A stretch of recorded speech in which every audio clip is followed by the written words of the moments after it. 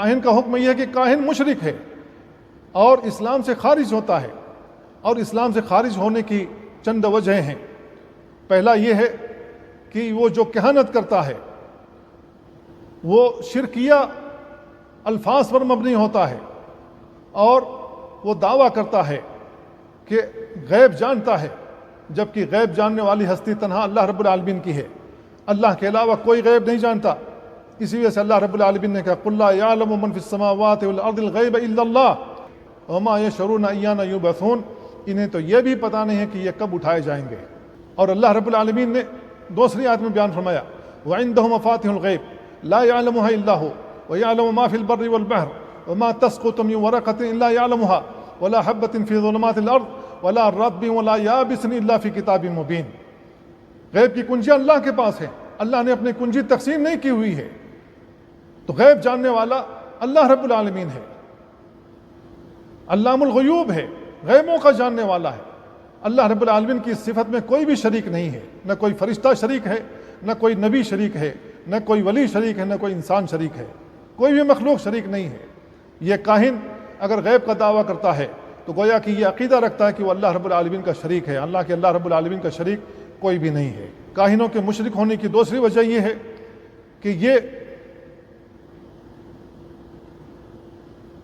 شیطانوں سے قربت حاصل کرتا ہے، بعض عبادات کے ذریعے سے کچھ ایسی حرکتیں شیطانوں سے قربت حاصل کرتا ہے، بعض عبادات کے ذریعے سے کچھ ایسی حرکتیں کرتا ہے، کچھ ایسی عبادتیں کرتا ہے کہ یہ شیطانوں سے قریب ہو جائے، تو شیطان اس کے دوست بن جاتے ہیں۔ تو اللہ رب العالمین کی عبادت میں کسی کو بھی شریک اگر بنایا جائے تو یہ شرک ہوتا ہے، لہذا کاہن مشرک ہے۔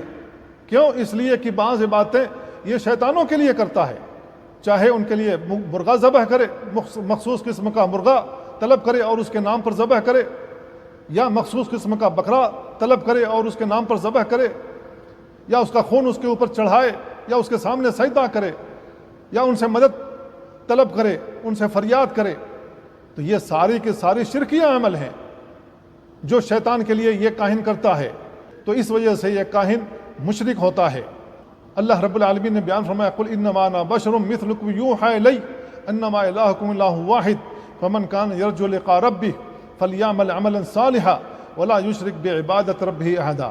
اس آیت میں اللہ رب العالمین نے اپنی عبادت میں کسی کو بھی شریک کرنے سے منع فرمایا، اور یہ کاہن شیطانوں کو اللہ کا شریک بناتا ہے اس کی عبادت کر کے۔ اور کاہنوں کے مشرک ہونے کی تیسری وجہ یہ ہے کہ اللہ رب العالمین نے اس کو طاغوت قرار دیا ہے۔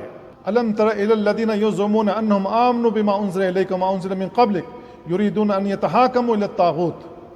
کہ آپ نے ان لوگوں کو نہیں دیکھا جو گمان کرتے ہیں کہ ایمان لائے ہیں جو آپ کی طرف نازل کیا گیا ہے اور جو آپ سے پہلے نازل کیا گیا ہے، یریدون ان یتحاکموا الی الطاغوت، یہ لوگ طاغوتوں سے فیصلے لینا چاہتے ہیں۔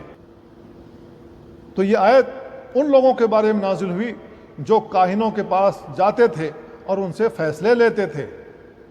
تو کاہن طاغوت ہیں، اللہ رب العالمین نے کاہنوں کو طاغوت قرار دیا ہے۔